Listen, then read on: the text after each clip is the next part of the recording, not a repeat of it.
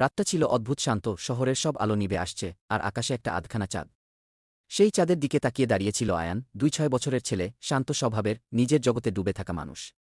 যদিও বাইরে থেকে তাকে দেখে সাধারণ মনে হয়, ভেতরে সে এক বিশাল শূন্যতা নিয়ে বেঁচে আছে, কারণ ঠিক ২ বছর আগে, একদিন হঠাৎ করেই এক মানুষ তার জীবন থেকে অদৃশ্য হয়ে গিয়েছিল, রোহিণী। রোহিণী তার শৈশবের বন্ধু, তার প্রথম ভালোবাসা, তার জীবনের সবচেয়ে কাছে মানুষ। কেউ জানত না সে কোথায় গেছে। কোনো খবর নেই, কোনো চিহ্ন নেই। শুধু রেখে গেছে একটা অদ্ভুত নোট, ভালোবাসা কখনো কখনো দূরে যাওয়ার মধ্যেই লুকিয়ে থাকে। এই কথাটা আয়ানকে প্রতিদিন কুরে কুরে খেত। সেদিন রাতেই আয়ান ছাদের দরজার সামনে একটা পুরনো খাম দেখতে পেল। তার ওপর লেখা, আয়ানের জন্য, পড়বে। কিন্তু কাঁদবে না। হাতটা কেঁপে গেল।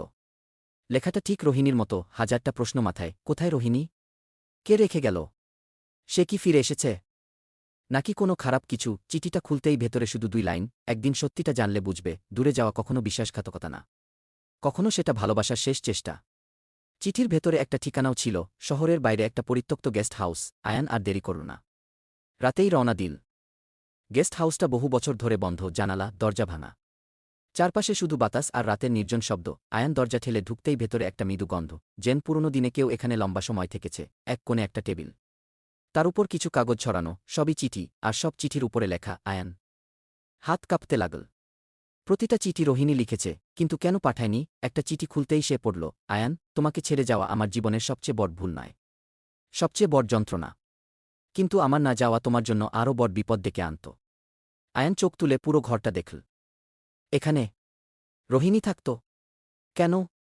কিসের বিপদ? ঠিক তখনই পিছন থেকে দরজাটা ধীরে ধীরে বন্ধ হয়ে গেল। চমকে উঠে পিছনে তাকায়, কেউ নেই, কিন্তু একটা পরিচিত গন্ধ, যেন রোহিণী। ঘরের অন্ধকারের মধ্য থেকে খুব ধীরে একটা নরম কণ্ঠ, তুমি আজও চিঠি পড়ে কাঁদো। আয়ান ঘুরে দাঁড়াতেই দেখল দরজার পাশে দাঁড়ানো রোহিণী। ২ বছর পর। একদম একই রকম, একটু ক্লান্ত, চোখের নিচে দাগ। তবুও তার রোহিণী। আয়ানের বুক কেঁপে গেল। রোহিণী, তুমি কোথায় ছিলে? কেন গেলে? কেন কিছু বললে না? রোহিণী কাছে এসে চুপ করে দাঁড়াল। তার চোখে যেন হাজারটা ব্যথা। যদি বলতাম, তুমি ছাড়তে না। আর তাহলে তোমার জন্য বিপদ আসত। আয়ান হতবাক, কোনো বিপদ?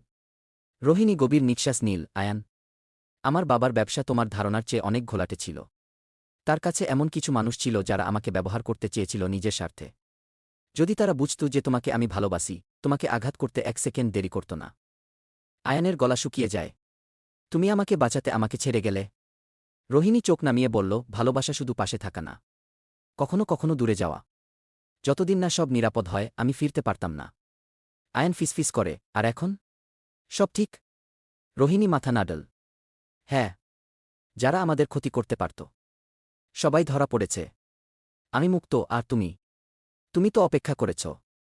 চোখের কোণ দিয়ে অশ্রু গড়িয়ে পড়ল আয়ানের। ২ বছর রোহিণী।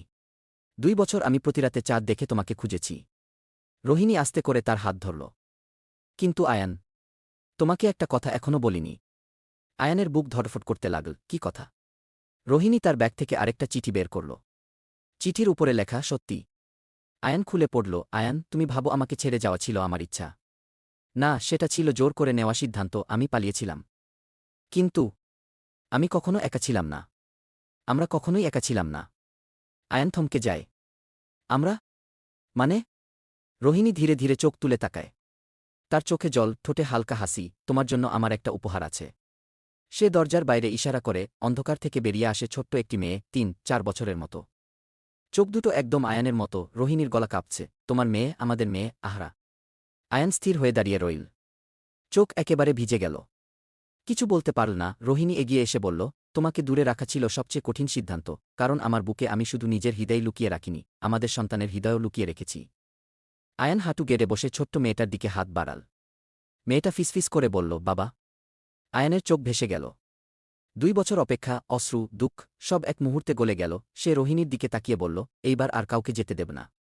না তোমাকে, না আমাদের কন্যাকে। রাতের আকাশে চাঁদটা তখন বড় উজ্জ্বল। যেন ২ বছর ধরে লুকিয়ে থাকা গল্পটা শুনে আবার জ্বলে উঠেছে। রোহিণী আয়ানের কাঁধে মাথা রাখল। আহারা দুজনের মাঝখানে দাঁড়িয়ে মুচকি হাসল। আয়ান ধীরে বলল, এতদিন যে চিঠি পাইনি, তার বদলে আজ আমি পৃথিবীর সবচেয়ে বড় উপহার পেলাম। রোহিণী জবাব দিল, এবার থেকে কোনো চিঠি নয়, সব কথা সরাসরি, সব জীবন একসাথে। চাঁদটা তখন সত্যি বলছিল, এবার ঠিক সময়ে মিলেছে তারা। রাতের সেই অদ্ভুত শান্তি আয়ানের মনকে আরও গভীরে ঠেলে দিল। চাঁদের হালকা আলো তার চুলের উপর পড়ছিল, আর বাতাসে এমন এক নিঃশব্দ সুর ছিল যেন পুরো শহর ঘুমো। আয়ান নিজের হাতে টুকরো টুকরো রোহিণীর লেখা নোটগুলো ঘেঁটে দেখছিল। প্রতিটি লাইন তাকে ফিরে নিয়ে যাচ্ছিল অতীতের সেই সময়ে, যখন তারা একসাথে হেসে খেলে স্বপ্ন ভাঙত না, জীবন ছিল একেবারেই সহজ। হঠাৎ আয়ানোর চোখে পড়ল নোটের এক লাইন, যা আগে হয়তো সে ভালোভাবে দেখেনি। যদি তুমি সত্যিকারের খুঁজে পাও, তবে খুঁজে পাওয়া মানে শুধু দেখার নয়, অনুভব করার মধ্যেই লুকিয়ে থাকে। এই লাইনটা তাকে হকচকিয়ে দিল। সে বুঝতে পারল রোহিণী কোথাও গেছে, কিন্তু তার হৃদয় এখনও তার সঙ্গে আছে। আয়ান ঠিক করল সে আর অপেক্ষা করবে না, সে রোহিণীকে খুঁজবে, এমনকি যদি সারা শহরকে পেরোতে হয়। পরের কয়েক সপ্তাহ আয়ানের জীবন ছিল এক অদ্ভুত ভ্রমণ। সে রোহিণীর ছোট্ট বন্ধুদের খুঁজে বের করল, সব জায়গায় ফোন করল, এমনকি শহরের প্রতিটি ধ্বংসপ্রায় কোনায় গেল। প্রতিটি অজানা পথ তাকে নতুন আশা দিল, আর কখনো কখনো ভয়ও। তবে সে কখনো হাল ছাড়ল না। এক রাতে এক পুরনো লাইব্রেরিতে ঢোকার সময় আয়ান দেখল এক নারী, যিনি চেয়ারটিতে বসেছিলেন, একেবারে নিঃশব্দ, চোখে কিছু চিনচিনে আনন্দ, কিছু গভীর দুঃখ। আয়ানের হৃদয় তাড়া দিল, সে চেনেছে এই মুখ, রোহিণী। আয়ান ধীরে বলল, মেয়েটি শুধু হেসে তাকাল, আর সেই হাসিতেই আয়ান বুঝে গেল হারানো মানুষটি আর হারানো নয়। ঠিক আছে সোনা, হারিয়ে যাওয়া মানুষের চিঠি গল্পের তৃতীয় পাতা বর করে দিচ্ছি। রোহিণীর চোখে অশ্রু, আর আয়ানের বুক ভরা উত্তেজনা। 2 বছর পরও সেই অনুভূতি যেন একেবারে নতুন। তারা একে অপরের দিকে চুপচাপ তাকিয়ে থাকল, যেন শব্দের প্রয়োজন নেই। তুমি সত্যিই ফিরে এসেছ? আয়ান কণ্ঠে কম্পন নিয়ে জিজ্ঞাসা করল। রোহিণী ধীরে বলল, আমি কখনো হারাইনি আয়ান। আমি শুধু কিছু সময়ের জন্য নিজের ভিতরে গিয়েছিলাম। আমি চেয়েছিলাম তুমি বুঝো, ভালোবাসা কখনো শুধু কাছে থাকা নয়, এটি বোঝার মধ্যে লুকানো থাকে। আয়ান কিছু বলতে পারল না। সে শুধু হাত বাড়াল, আর রোহিণী তার হাতে হাত দিল। সেই স্পর্শেই 2 বছরের শূন্যতা, 2 বছরের উদাসীনতা সব মুছে গেছে। রোহিণীর চোখে অশ্রু, আর আয়নের বুক ভরা উত্তেজনা। 2 বছর পরও সেই অনুভূতি যেন একেবারে নতুন। তারা একে অপরের দিকে চুপচাপ তাকিয়ে থাকল, যেন শব্দের প্রয়োজন নেই। তুমি সত্যিই ফিরে এসেছ? আয়ান কণ্ঠে কম্পন নিয়ে জিজ্ঞাসা করল। রোহিণী ধীরে বলল, আমি কখনো হারাইনি আয়ান। আমি শুধু কিছু সময়ের জন্য নিজের ভিতরে গিয়েছিলাম। আমি চেয়েছিলাম তুমি বুঝো, ভালোবাসা কখনো শুধু কাছে থাকা নয়, এটি বোঝার মধ্যে লুকানো থাকে। আয়ান কিছু বলতে পারল না। সে শুধু হাত বাড়াল, আর রোহিণী তার হাতে হাত দিল। সেই স্পর্শেই 2 বছরের শূন্যতা, 2 বছরের উদাসীনতা সব মুছে গেল। বাইরে চাঁদ এখনও হালকা আলোর মধ্যে ঝলমল করছিল, আর শহরের নিঃশব্দ রাত যেন তাদের জন্য একান্ত স্পর্শ হয়ে উঠল। তারা জানল এবার আর কখনো বিচ্ছেদ হবে না। রোহিণীর হারানো হওয়া শুধুই ছিল এক শিক্ষা, এক উপলব্ধি, আর এখন তারা একে অপরের জীবনের আলো হয়ে থাকবে। তাদের প্রথম কথাটা ছিল নীরব, কিন্তু হৃদয় কথা বলল, ভালোবাসা ফিরে এসেছে, শক্তিশালী, নিঃশেষ এবং চিরস্থায়ী।